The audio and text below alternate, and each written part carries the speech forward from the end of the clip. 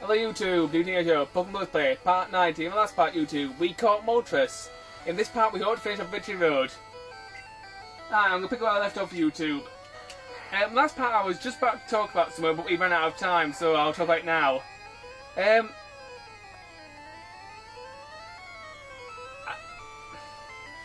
Doing a Let's Play of a video game is a very laborious and long process. If you've never actually done one, you don't really know what it's like. It's one of the most difficult things to do when you talk about computer games. Especially if you're not used to running commentaries. I mean, as you probably guess, we're not exactly experts in this. I mean, I've been on YouTube for about 2 to 3 years now. I've done 8 LPs. My first LP I did on my own, and it was alright, but I prefer to do my LPs with someone next to me because they've got more to talk about, and you got basically got 2 minds delivering topics, and one person can work the camera and one person can play the game, and vice versa. Or if you're like me, you just set your computer recording and just sort of sit back and talk.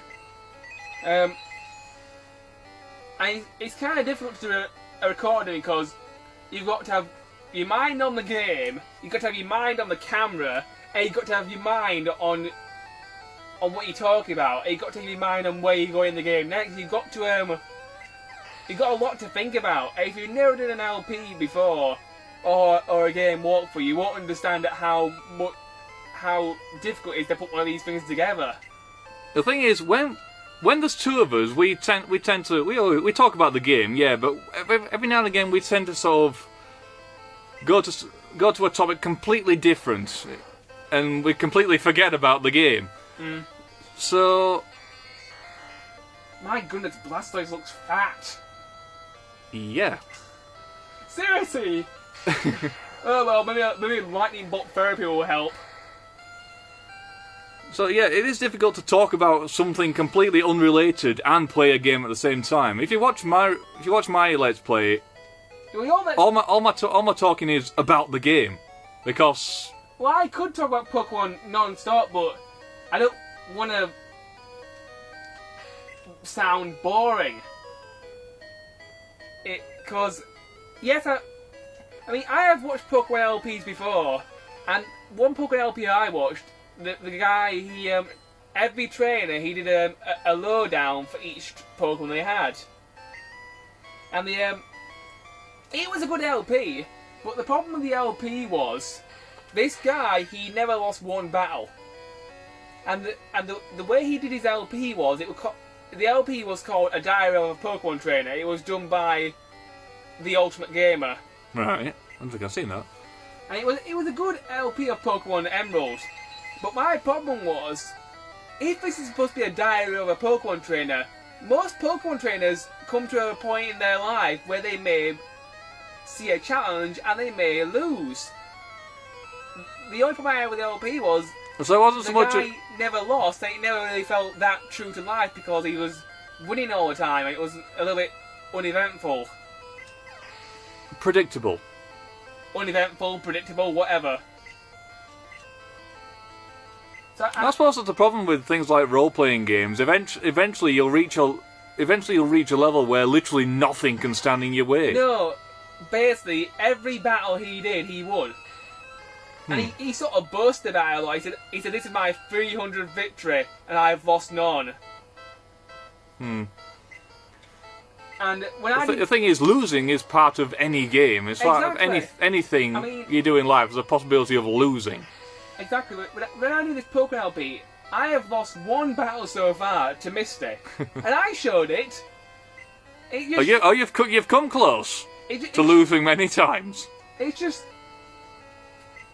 I always show deaths and losses in my LPs, unless it's just ridiculous. You know, let's say if I die like 5 times in one part, I'm gonna reset the camera, obviously. But I always show some deaths, show people that the game is difficult and that I'm not perfect and stuff. Okay, yeah, fair enough. If you can complete the game without dying, then go ahead. But it doesn't really make you some kind of it's not really worth boasting about, is it? It's still a game when it comes down to it. Yeah. I think we've gone completely off topic now. Started to criticise other people. So what we talking? I'm not criticising the Ultimate Gamer for not losing his LP. It's just that the LP was meant to be a dire Pokemon trainer, and I thought it'd be more realistic if he lost a few times. It'll make it more true to life a little bit. Well, that's your opinion. Personally, I've never seen it, so I can't really offer an opinion. Anyway, can you pause the camera now? I need to rearrange my team and sort some stuff out. Will do. And we're back, YouTube. I've just rearranged my team so I can train up the Pokemon I need. I think we're coming out of the end now, YouTube. Because you see this boulder here? Once I move this boulder, we're at the end of the dungeon. So, where are you going to move it to? all we have to do is push it down his hole. Oh. So, Goliath, I command thee to move thy boulder. A bit of old English talk there. Right, you move the boulder down here. I believe the switch is to the left, if memory serves. Yes, it is. Oh. You've also got to reactivate strength as well.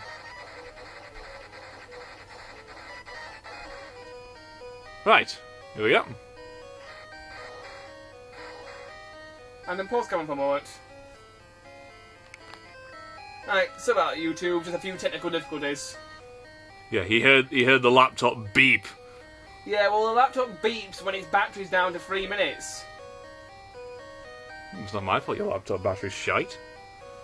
Anyway, you head down this door and we can now finish off Victory Road. it just beeped again. 4% warning. Yeah, I think the plug's knackered, mate, so I'm gonna turn it off for the time being. We don't need it yet, do we? Pause camera. Right, YouTube, this is the end of Victory Road. We have now finished the final dungeon of the main story. Let's start making our way to the Indigo Plateau. Ah. Damn you, statues! You gotta make your way through this maze of statues first. Okay, which dickhead built this lot? I know.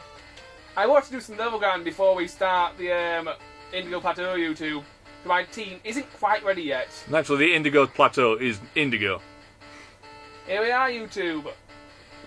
First, the Indigo Plateau. This is one of the most difficult bits of the game, I have to say. So I suggest you buy everything you need and buy a lot of it. Hopefully everything you can. A lot of revives, a lot of potions. Can you buy ethers here? No, you can't buy any kind of ether here, but... You can't buy ethers at any point in the game. So hopefully you've saved them up. Really, you shouldn't be using ethers till this point anyway. Well, I have actually saved every ether I've found, so... Oh. I'm gonna need 14 hyper potions, 2 revives, and that should be alright.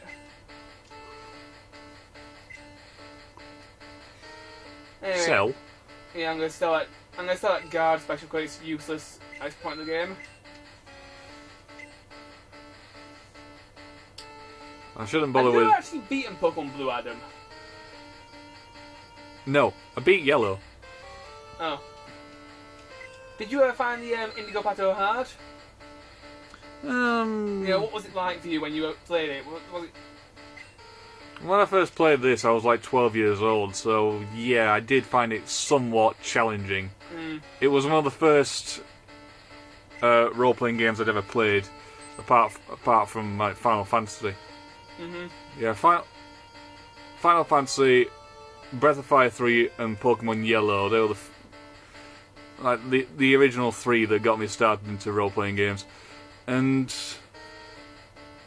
this one was, shall we say, I found this one the most challenging because in most of the role-playing games I've played, you had a set party. You could pretty much do anything with pretty much anyone.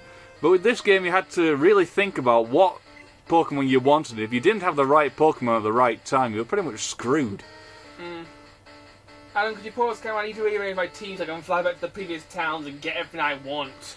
Yeah, that's a good thing about this game. Once you reach here, you can come back here anytime you like. Just by using fly. So, back in a bit. Right, YouTube. I've pretty much run out of stuff to do in the game.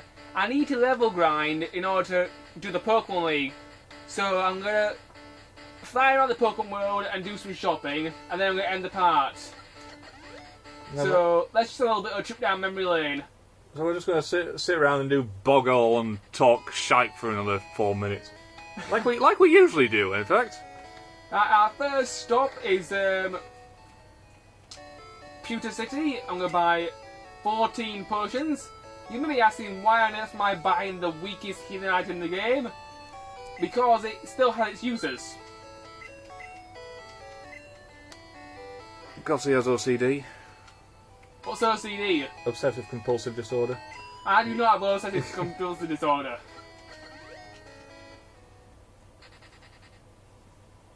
Is OCD the one where everything has to be perfect and everything in its place and everything has a place kind of thing? I'm not sure now I think about it. I don't know. I mean, that could be just count as people just wanting things organised. It's not attention deficit disorder. That's where you're so hyper you can't pay attention to anything. Oedipus complex is where you want to shag your mum and kill your dad. No, sorry. Okay, that's just ew. Ah, damn. I'm trying to rack my brains. It's like I think it might be obsessive compulsive. I'm not sure. Oh well. I'm way too born idle to care. I don't. What's obsessive compulsive disorder got to do with me flying around the Pokemon users and stock up on supplies so I can beat the Pokemon League? Because you want 20 of everything. You've got everything's in order. Everything has the same amount of items. Is everything's sort of perfect and even all around. At the moment, I've been going for like 10 of everything. But since I'm going for the Pokemon League, I thought I might need to get more of everything so I have a better chance of beating the damn place. You don't need to justify it, mate. Well, I do exactly the same. I just did. Alright, Hyper Push next.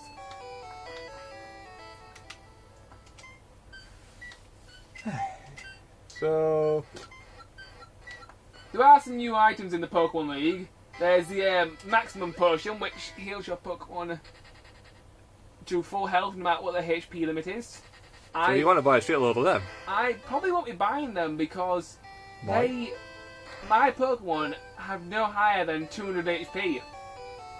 And Hyper Potion does, heals up to 200 HP. Oh, so you're okay with Hyper Potions, really, aren't you? Exactly. I might buy some forward stores because a forward store basically heals your Pokemon of full health and it also removes status effects. It's basically the ultimate healing item. You buy them? Oh yeah. It removes all status effects and it heals them to full health. But you can't bring them back from the grave. Fair enough.